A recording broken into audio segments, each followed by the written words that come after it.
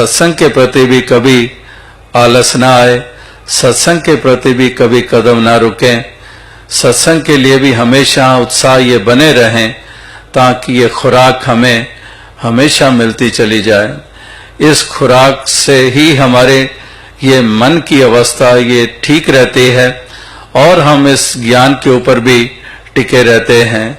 और वो भी मिसाल बार बार सत्संग करने की, वो भी कबीर जी वाली मिसाल ही सबसे आसान महसूस होती है कि समझ में आ सकती है कि उनके पास भी कोई गया कुछ पूछने के लिए और उसने पूछा, कबीर जी हम जवाब चाहते हैं, क्यों बार बार सत्संग बार बार सत्संग की बात की जाती है।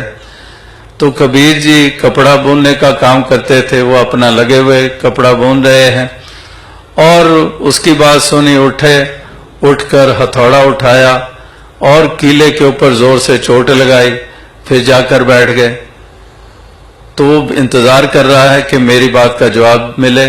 सोचा कि ये कपड़ा बुन रहे हैं, बड़ा बिजी हैं, फिर आ जाऊंगा। फिर आए, 2 दिन के बाद फिर आया, फिर वही सवाल। कबीर जी फिर उसके बाद सामने उठे, फिर हथौड़ा उठाया, फिर चोट लगाई कीले के ऊपर, फिर बैठ गए।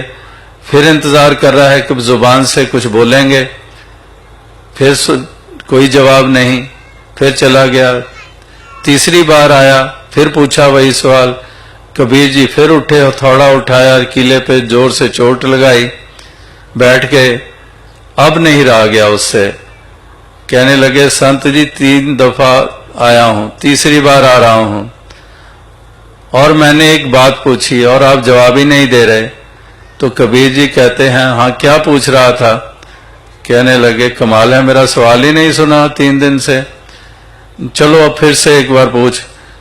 तो उसने फिर कह दिया कि क्यों बार बार सत्संग की बात की जाती है, क्यों बार बार कहा जाता है सत्संग करो।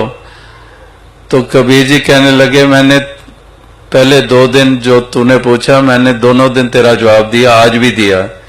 कहने लगा, कमाल है, जुबान से एक शब्द नहीं उच्चारण किया और मेरा जवाब मुझे कैसे दिया। तो कबीर जी ने कहा, तो मैं फिर क्या करता था। कहते लगे, 3 बार आप उठते थे, हथौड़ा उठाते थे और कीले के ऊपर चोट लगाते थे, फिर बैठ जाते थे। तो कबीर जी भी कहने लगे कि मैं भी तेरा जवाब ही दे रहा था कि वो जो कीले के ऊपर मैं हथौड़ा मारता था उसके पीछे यही बात थी कि अगर मैं बार बार कीले के ऊपर हथौड़े की चोट ना दूं तो वो कीला जो है वो ढीला होते होते जमीन से बाहर निकल जाएगा और निकल जाएगा, फिर बाहर ऐसे ही पड़ा होगा, कोई उठाकर उसको किसी आग में फेंक देगा, कोई और इधर उधर हो जाएगा। तो उसकी पकड़ बनी रहे जमीन में, इसलिए मैं बार बार हथौड़ा मार रहा था। इसी तरह से ये ज्ञान रूपी पकड़ भी बनी रहे, हमारे जहन में रहे, ये जागृति बनी रहे। तो इसके लिए बार बार सत्संग की प्रेरणा दी जाती है। ये वैसे भी दुनिया जग काजल की कोठरी कहा गया है। यहाँ तो पता ही नहीं चलता कि ये मन कहाँ से कहाँ ले जाता है, ये मन हमें कहाँ पर खचित कर देता है, मन कैसे कैसे प्रभाव ग्रहण कर लेता है। तो इसलिए सत्संग मिलती है तो हम फिर हमारे लड़खड़ाते हुए कदम फिर संभल जाते हैं। इसलिए सत्संग की भी महत्ता यानी कि इसके प्रति भी लगन ये हमेशा लगी रहे। और वाकई ही देखा गया है, ऐसी लगन देखी गई है कि यहाँ पर कितने कितने डिस्टेंसेस, कहीं अमेरिका कनाडा जाते हैं, इतने इतने डिस्टेंसेस।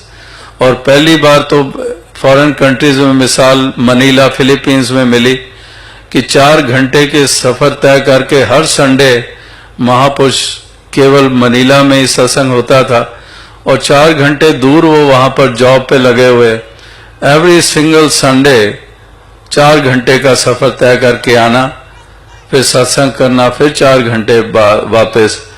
इस तरह से अभी भी अमेरिका कनाडा में मिसालें मिलती हैं, 2-2, 2.5 घंटे का सफर तय करके एवरी सिंगल संडे महापुरुष वहां पहुंचते हैं, सेवादल के जवान पहुंचते हैं। इसी तरह से यहाँ पर भी ऑस्ट्रेलिया में भी ऐसी ही लगन महापुरुषों में बनी है। दातार कृपा करे कि ऐसी ही लगन सत्संग के प्रति, सेवा के प्रति, सिमरन के प्रति ये हमेशा बनी रहे और दातार शक्ति दे, सामर्थ्य दे, ताकि और ये बढ़ती चली जाए और जहां आप भक्ति का आनंद लेते चले जाएं, इस मन रूपी चुनरिया को इस भक्ति के रंग में हमेशा रंगे रहें, वहां पर ये सच का पैगाम भी देते चले जाएं और भी जितने जितने जिम्मेदारियां हैं उसको खुश सलूबी से निभाते चले जाएं। ऐसी शक्ति, ऐसी सामर्थ्य दातार सभी को प्रदान करें। इसी शुभकामना, इसी अरदास के साथ दास आपसे इजाजत चाहेगा। साथ संगत जी, धन्य का।